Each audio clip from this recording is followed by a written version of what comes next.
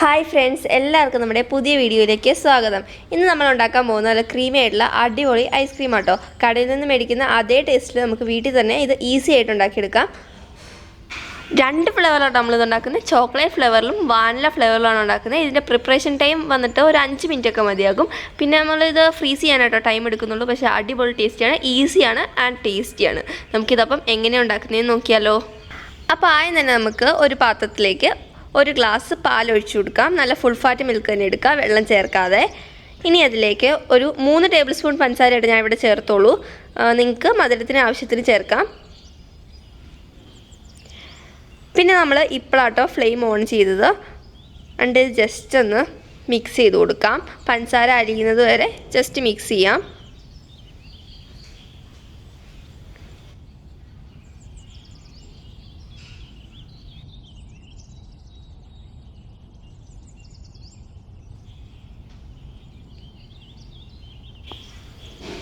ഇനി നമുക്കിതിലേക്ക് ചേർക്കാനായിട്ട് കോൺഫ്ലോറിൻ്റെ മിക്സ് തയ്യാറാക്കാം.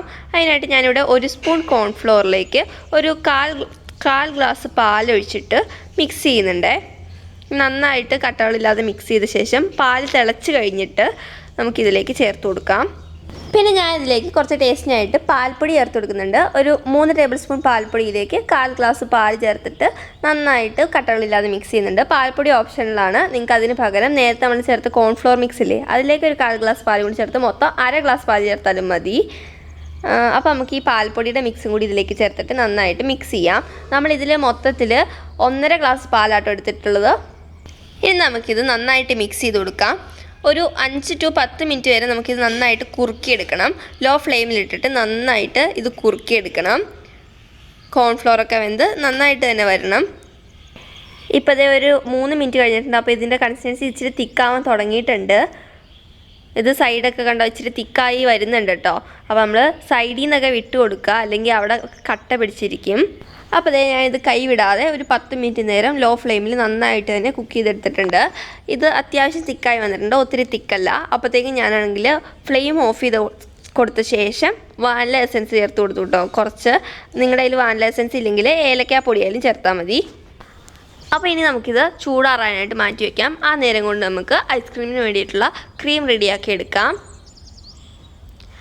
അപ്പോൾ ഞാൻ ക്രീം റെഡിയാക്കാനായിട്ട് വിപ്പിംഗ് ക്രീം പൗഡറാണ് എടുത്തിട്ടുള്ളത്. നിങ്ങൾക്ക് വിപ്പിംഗ് ക്രീം പൗഡറിന് പകരം ഫ്രഷ് ക്രീമോ അല്ലെങ്കിൽ വിപ്പിംഗ് ക്രീം ലിക്വിഡ് ആണെങ്കിൽ ലിക്വിഡോ ചേർത്ത് കൊടുക്കാം.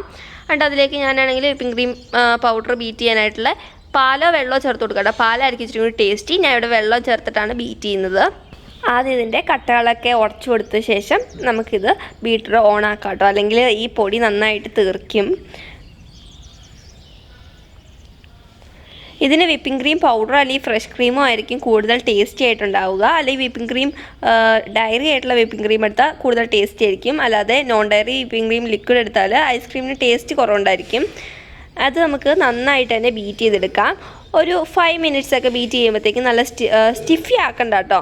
അപ്പം ഒരു 3 മിനിറ്റ്സ് ഒക്കെ ബീറ്റ് ചെയ്താൽ മതി. നല്ല സോഫ്റ്റ് പീക്കായിട്ട് വരുമ്പോഴത്തേക്കും നമുക്കിത് സ്റ്റോപ്പ് ചെയ്ത് കൊടുക്കാം. കാരണം ഐസ്ക്രീമിന് ഒത്തിരി തിക്ക് കൺസിസ്റ്റൻസി വേണ്ട. ഇത് ഒത്തിരി സ്റ്റിഫ് പീക്കായാൽ ഐസ്ക്രീം അത്ര നന്നായിട്ട് വരത്തില്ല. ഒരു സോഫ്റ്റ് പീക്കായാൽ മതി കേട്ടോ. അപ്പം ഞാൻ ഇതിലേക്ക് ആദ്യം തന്നെ എല്ലാ വെള്ളവും പാലും ചേർത്തില്ല. ഇത് ബീറ്റ് ചെയ്തിട്ടാട്ടോ ബാക്കി പാലും വെള്ളവും ചേർത്തത്. അല്ലെങ്കിൽ ഇനി കൺസിസ്റ്റൻസിങ്ങാനും ഭയങ്കര ലൂസായി പോയാൽ ഐസ്ക്രീം ഫുള്ളായിട്ട് കൊള്ളാവുമല്ലോ.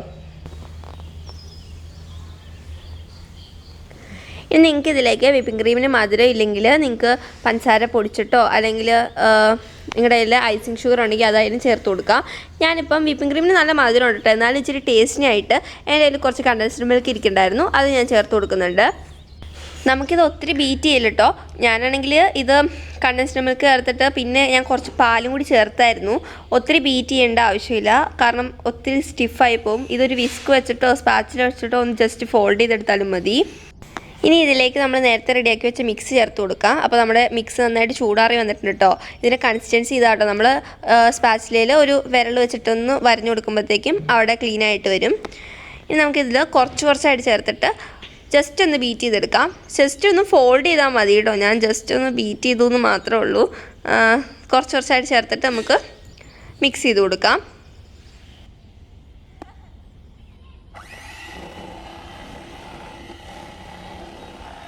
ഇത് ചെയ്യാൻ ബീറ്ററിൻ്റെ ഒരാവശ്യമില്ല, നിങ്ങൾക്ക് മിക്സിയിലായാലും ചെയ്തെടുക്കാം. മിക്സി ഒരു 30 മിനിറ്റ് നേരത്തേക്ക് ഫ്രീസ് ചെയ്ത ശേഷം നമുക്ക് വിപ്പിംഗ് ക്രീം പൗഡറും പാലും ചേർത്തിട്ട് അടിച്ചെടുത്താൽ മതി. നന്നായിട്ട് തന്നെ വരും കേട്ടോ. അപ്പോൾ നമ്മുടെ ഐസ്ക്രീമിൻ്റെ മിക്സ് റെഡി ആയിട്ടുണ്ട്. ഇനി നമുക്ക് ഇങ്ങനെ വേണമെങ്കിലും നമുക്കിത് ഫ്രീസ് ചെയ്യാൻ വയ്ക്കാം. വാനില ഫ്ലേവറിലായിട്ട് കിട്ടും. അല്ലെങ്കിൽ നിങ്ങൾക്ക് നിങ്ങളുടെ കയ്യിലുള്ള ഏത് ഫ്ലേവേഴ്സ് ആയാലും ചേർത്ത് കൊടുക്കാം. ക്രഷോ അല്ലെങ്കിൽ ഏതെങ്കിലും കളേഴ്സ് ആണെങ്കിലും ചേർത്ത് കൊടുത്താൽ മതി. അപ്പോൾ ഇനി നമുക്ക് ഒരു പാത്രത്തിലേക്ക് മാറ്റാം. ഞാൻ ഒരു അരഭാഗത്തോളം വാനില ഐസ്ക്രീം ആക്കാൻ വേണ്ടിയിട്ട് ഒരു എയർ ടൈറ്റ് ആയിട്ടുള്ള കണ്ടെയ്നറിലേട്ടാട്ടോ മാറ്റുന്നത്. ഇതൊരു ഐസ്ക്രീം ടിന്ന് തന്നെയാണ് കേട്ടോ. നന്നായിട്ട് ടാപ്പ് ചെയ്ത് കൊടുക്കാം. ഇത് ലെവലായി കിട്ടാനാട്ടോ ടാപ്പ് ചെയ്യുന്നത്. ഇനി നമുക്ക് നല്ല ടൈറ്റായിട്ട് തന്നെ നന്നായിട്ട് അടച്ചു കൊടുക്കാം. ഇത് ഇപ്പം നന്നായിട്ട് അടയുന്നില്ലെങ്കിലോ അല്ലെങ്കിൽ നിങ്ങൾക്ക് ഐസ് ക്രിസ്റ്റൽസ് കയറുന്ന പേടിയുണ്ടെങ്കിൽ ഒരു ക്ലിംഗ് റാപ്പ് വെച്ചിട്ട് ഒന്ന് കവർ ചെയ്താലും മതിയേ. അപ്പോൾ നമുക്ക് ബാക്കിയുള്ളതിലേക്ക് കുറച്ച് കൊക്കോ പൗഡറോ അല്ലെങ്കിൽ ചോക്ലേറ്റ് ഗനാഷോ ആഡ് ചെയ്യാം. കാരണം ഞാനിത് ചോക്ലേറ്റ് ഫ്ലേവറിലാക്കി എടുക്കും കേട്ടോ. എന്നിട്ട് നമുക്കിത് നന്നായിട്ട് തന്നെ മിക്സ് ചെയ്ത് കൊടുക്കാം.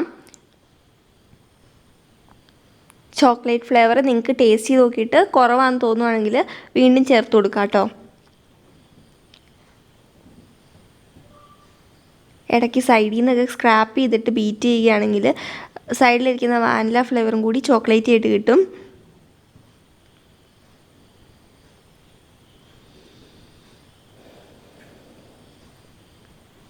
ഒരുപാട് നേരം ബീറ്റ് ചെയ്യേണ്ട, ജസ്റ്റ് ഒന്ന് ഇത് മിക്സായി കിട്ടിയാൽ മതിയേ. അല്ലെങ്കിൽ ഒരുപാട് നേരം ബീറ്റ് ചെയ്താൽ ഇത് സ്റ്റിഫ് ആവാൻ സാധ്യതയുണ്ട്.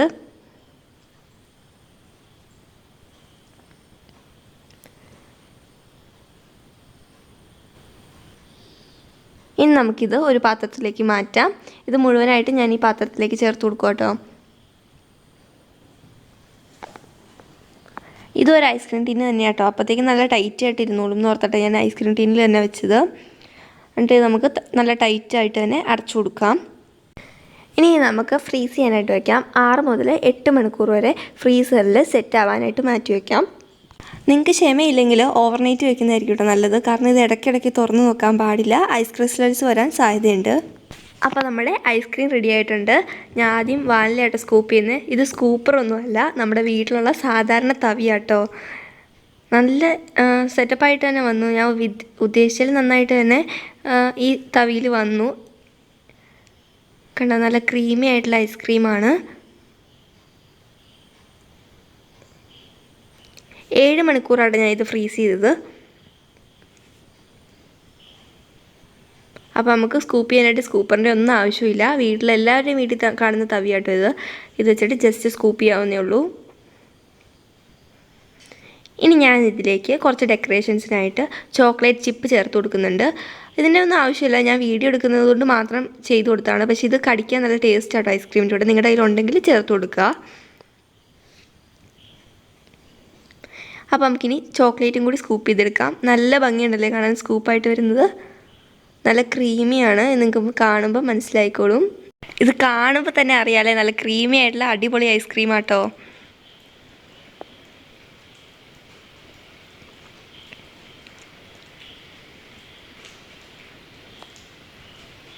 കണ്ടത് ഇച്ചിരി വിട്ട് വരാൻ പാടുണ്ട്, എന്നാലും കുഴപ്പമില്ല, നല്ല അടിപൊളിയായിട്ട് തന്നെ വരുന്നുണ്ട് കേട്ടോ. അപ്പോൾ ഞാൻ ചോക്ലേറ്റ് ഐസ്ക്രീമിലും കുറച്ച് ചോക്ലേറ്റ് ചിപ്സ് ആഡ് ചെയ്ത് കൊടുക്കുന്നുണ്ട്. വീഡിയോ എടുക്കുമ്പോൾ കുറച്ച് ഭംഗിക്കായിട്ടും പിന്നെ കടിക്കാൻ നല്ല ടേസ്റ്റ് ആട്ടോ ഐസ്ക്രീം ഇതും കൂടി. അപ്പോൾ നമുക്ക് ഇതിനൊന്ന് ടേസ്റ്റ് ചെയ്ത് നോക്കാം. നല്ല ക്രീമി ആയിട്ട് നല്ല രസമുണ്ട്. ഇങ്ങനെ ക്രീമി ആയിട്ട് തന്നെ വരുന്നുണ്ട് കേട്ടോ. കടയിൽ നിന്ന് മേടിക്കുമ്പോൾ അതുപോലെ തന്നെ വരുന്നുണ്ട്. നല്ല അടിപൊളി ടേസ്റ്റിൽ നമുക്ക് വീട്ടിൽ തയ്യാറാക്കാം. ഒരു 5 മിനിറ്റൊക്കെ മതി കേട്ടോ. നല്ല അടിപൊളി ടേസ്റ്റാണ്. എനിക്ക് ചോക്ലേറ്റ് ലവർ ആയതുകൊണ്ട് എനിക്ക് ഏറ്റവും ഇഷ്ടപ്പെട്ട ചോക്ലേറ്റ് ആണ്. പക്ഷേ വാനില ലവേഴ്സിന് വാനില ഐസ്ക്രീം ആയിരിക്കും കേട്ടോ ഏറ്റവും ഇഷ്ടപ്പെടുക. രണ്ടും അടിപൊളി, ഒന്നിനൊന്ന് മെച്ചാട്ടോ 2 ഐസ്ക്രീംസും. എനിക്ക് ഒരുപാട് ഇഷ്ടമായി. അപ്പോൾ നമ്മുടെ ഇന്നത്തെ വീഡിയോ ഇഷ്ടമായെങ്കിൽ ലൈക്ക് ചെയ്യുക, ഇഷ്ടമായില്ലെങ്കിൽ ഡിസ്ലൈക്ക് ചെയ്യുക. നിങ്ങളുടെ അഭിപ്രായങ്ങളും സംശയങ്ങളും തീർച്ചയായും കമൻറ്റ് ചെയ്യുക. കൂടുതൽ റെസിപ്പി വീഡിയോകൾക്കായി ചാനൽ സബ്സ്ക്രൈബ് ചെയ്യുക. സബ്സ്ക്രൈബ് ചെയ്യുമ്പോൾ അടുത്തുള്ള ബെല്ലൈക്കൺ കൂടി അമർത്തിയാൽ ഞാൻ അപ്ലോഡ് ചെയ്യുന്ന എല്ലാ വീഡിയോസും നിങ്ങൾക്ക് നോട്ടിഫിക്കേഷനായി കിട്ടുന്നതാണ്.